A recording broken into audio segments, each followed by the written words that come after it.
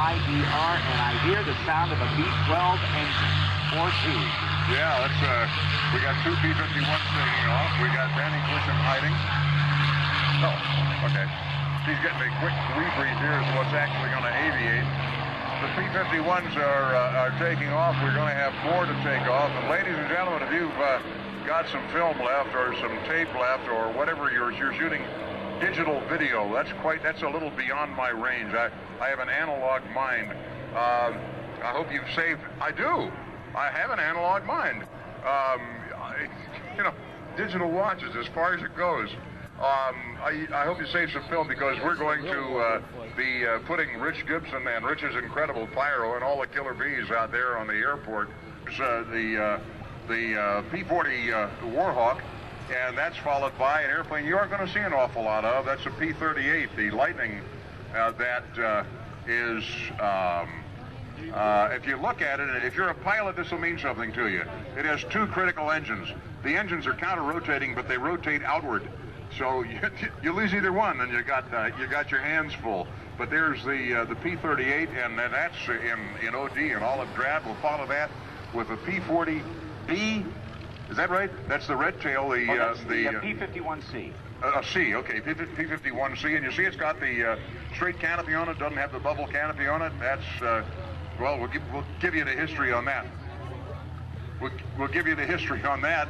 And then we'll follow that with, we just mentioned the Thunderbolt, the P-47 and the Jug with the bubble canopy on top. And I got to tell you that toward the end of World War II, you know, they were flying bomber escorts with these things and all of that. But towards the end of World War II, they didn't have to use camouflage anymore. So they just cleaned the skin off and painted the stars and bars on the side and said, go ahead, shoot at it, you dirty. And we'll give you some history behind that airplane. You know, the folks working pyro from Rich Gibson, Rich's incredible pyro, have had a huge amount of help from the folks from the Dayton Police Bomb Squad.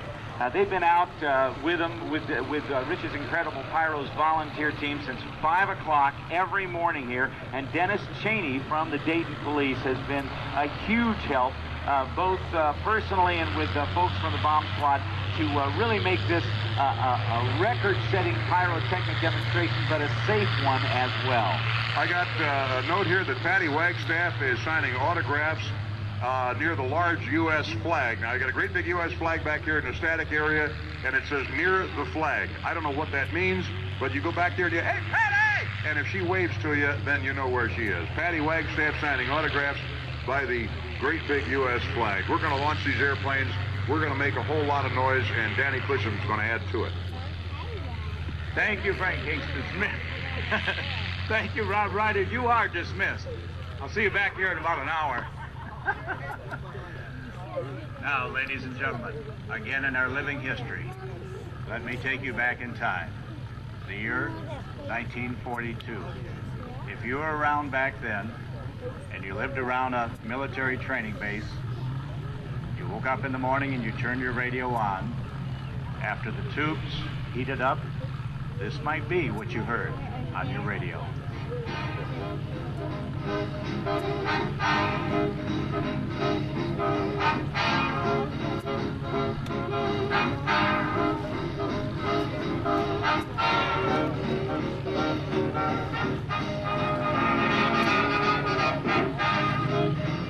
And if you live near a military training base, from early morning till late at night, these would be the sounds that you would hear.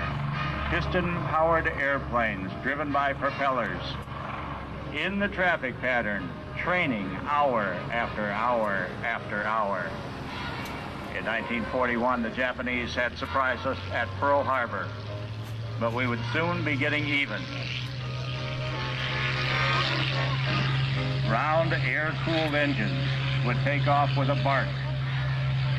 Our American-built Allison V-12 engines would take off with a purr of a kitten. Trainers in the sky all day long. We had taken a shellacking in Pearl Harbor. Morale in the United States was at an all-time low. Citizens could not walk with their heads held high. Then in April of 1942, Jimmy Doolittle and his Raiders left the very small deck of the Hornet aircraft carrier and made their attack on the Japanese homeland. It was immortalized in a book in 1942 called 30 Seconds Over Tokyo. In 1943, the movie came out starring Spencer Tracy as Jimmy Doolittle, and whoever casted that particular role was right on. They are both about 5'5" or worse for German and Japanese targets, and production was still accelerating. President Roosevelt's unbelievable prediction had been exceeded throughout the war by an amazing 50%. Within a year of Pearl Harbor, the United States was equally the combined Axis war production leader and had become the leading shipbuilding in the world. In 1945, the United States and Britain, despite losses, had more merchant shipping than had existed in the entire world in 1939. Here's what America did. At the end of the war, the U.S. had produced 30,000 warplanes. They had highly trained 186,000 flight crew members. They had built 87,000 tanks, $2.5 million military trucks, 2.5 million military trucks, 17.5 million rifles, 315,000 pieces of field artillery, 4,002,000 tons of construction supplies, and the list went on. Now, who did that? Who made it possible? Well, most able-bodied men were out fighting the war. Those men who were too young or too old or infirmed were working in the factories. However, they were the minority. Who made these predictions of Roosevelt complete and exceeded them by 50%? It was the women who were still at home. They were known as Rosie the Riveters. They worked in the factories and got the war equipment to the pilots. Without their help and without the combined effort of women here and men out in the field, this could never be possible. It is attributed to American industry. But I want to break it down further. It's the American individual or their capitalistic spirit of free enterprise. This was the way combat was. Rich's incredible pyro, strafing runs after you went out with your high-performance pursuit or fighter aircraft, mixed it up in a dogfight. If you came back to your home base and you had any bombs or ammunition left, you beat up the enemy's airfields. You tried to destroy aircraft on the ground. If you saw a convoy, you'd try to destroy it. If you saw a train, you'd try to blow it up. If you saw a suspected fuel dump, you'd try to explode it. Some of the great hero aircraft of World War II, that Lockheed P-38 Lightning, twin-engine, twin-tail, responsible for producing the top and second most highest scoring ace of World War II. Their names, Richard Bong and Tommy McGuire, each with 40 kills apiece. Ironically enough, after Richard Bong, the first man to kill 40 of the enemy in the airspace, came home to test the first jet that Lockheed had built, the P-80 Shooting Star, and after surviving combat, lost his life in flight testing. P-38 in the Pacific was known as the Fort Tail Devil. These aircraft have distinctive markings. Here comes the red tail P-51C model of the Tuskegee Airmen. They were fighting two fronts, one of fascism and one of racism. One fighting the enemy and one fighting who is supposed to be on your side. They did it with dignity. They have been immortalized. They got involved with escorting bombers deep into enemy territory, and they are credited with never having lost a bomber that they were protecting. P-47 Jug. The highest scoring ace in that aircraft was Colonel Francis Gabby Gavosky, who I had the pleasure of meeting at an airport that's been renamed in his honor in his neighborhood of Long Island. The last time I saw him, he had a crew cut. He had white hair, of course, a crew cut, a red jumpsuit. He looked trim. He looked great. And, man, that guy was a war hero, and that's what the airplane he flew, the P-47, built by Republican, born out of racing many of these aircraft. light in weight, massive horsepower engine. Look at the smoke ring high into your left. Rich Gibson and his incredible crew showing you what life was like, strafing the enemy. Look over your right shoulder now, the aircraft we have in the air. The P-47, the P-38 Lightning, the P-40 Warhawk, made famous by Claire Chenault and his Flying Tigers. Mercenary pilots who were fighting the Japanese in a less than stellar P-40 against the Japanese Zero. Japanese Zero was a superior fighter of its time.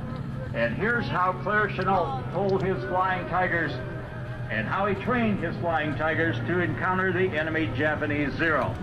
Never engage them in a dogfight or you will lose and you will die. Here's what you must do. If you see the enemy from behind, get high. Dive down on them with all you've got.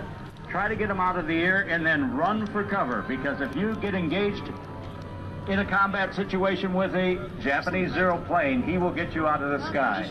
Those tactics proved to be right, because get this, using the lackluster P-40 ground attack aircraft, Chenault lost only 4 planes to the enemy's almost 300. Flying in formation, P-47 and the P-51, 2 of the aircraft involved with cover of bombers deep into enemy territory. Prior to that time, coming in with the P-47, the P-38 Lightning, Keep looking at the ground. and the P-40 Warhawk coming in, both Allison-powered aircraft.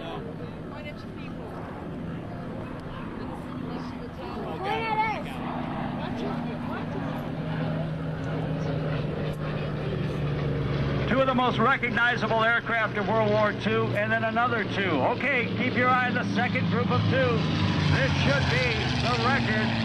We're going to blow up some territory. Like this. Ladies and gentlemen, feel the heat. I love to smell the napalm in the morning. Put that one in the record books. We are creating our own overcast. You see all those bees out there in the bumblebee yellow? On the count of 3, make your applause go way out there. Would you? Ready? 1, 2, 3. Way to go, Rich. Way to go, gang. Thank you to the Dayton Police Bomb Squad for allowing us this mayhem and mischief. And look at the overcast we have overhead. Oh, breathe it in, ladies and gentlemen. If you don't have freedom, you can't do this. Thank you to the men and women of World War II. They are now our oldest surviving and living veterans. We are losing them in great numbers each and every day, but they're still out there. It was a time, they tell me, when the country was more together than anybody remembers prior to that time or since. Men and women working together, men out in the field, the women providing the war machines for the men. By the way, between World War I and World War II, we learned a tremendous amount. We learned that training was the key to survival. And before the 186,000 pilots that we trained went into the field and went operational, they had received an average of 168 hours of dual instruction. So whether they were transport or bomber or fighter pilots, they had a chance. It wasn't so in World War I. 2 of the greatest sounding and looking aircraft in the air. The Shark's Tooth P-40 on our side, and the Fork-tailed Devil from Lockheed. Even then, Lockheed was innovating with airplanes. Most other people were using single engines and single tails. Lockheed said, let me try this. They put 2 Allison engines on the front and a boom on the tail. Counter-rotating props, that is, kept the torque down to a manageable amount on takeoff. And then the fighter escort aircraft with drop tanks, allowing the B-24's cover and the B-17's cover as they went deep into German territory.